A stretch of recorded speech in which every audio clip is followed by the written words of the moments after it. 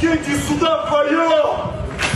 Я вас Бишкектеги Шератон мейманканасы чоң чырдын чордонунда калды. Окуя 30-июнда болгон Мушташтан келип чыккан. Блогер Алина Жакыпованын айтымында жаңжалды Зарина Алмасова баштаган. Кийин ага жолдошу бийчи Жан Воинов жана иниси кошулган. Видеодо эркектердин бири кыздарды урт эпкиге алып, бассейнге түртүп жатканын көрүүгө болот. Жакыпованын айтымында мейманкананын коопсуздук кызматы агрессивдүү топко каршы чара көрүп алган эмес. Ошондой эле Жакыпова Воиновдун жанында бабочка бычагы болгонун да белгилеген.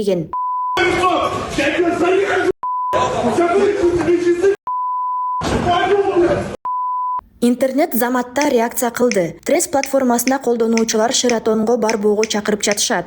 Ал жерде миңдеген нааразы комментарийлер топтолду. 2GIS сервисинде бир нече сааттын ичинде мейманкананын рейтинги 1 жылдызга түшүп кеткен. Эл нааразы болуп жөнөкөй суроолорду берүүдө. Коопсуздук кызматы кайда? Эмне үчүн мындай окуя элита деп эсептелген мейманканада орун алды? Уят.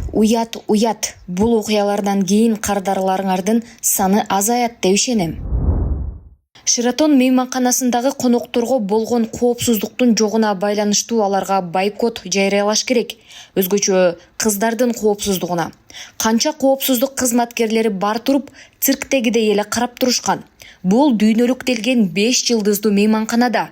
Коркунучтуу бойкот.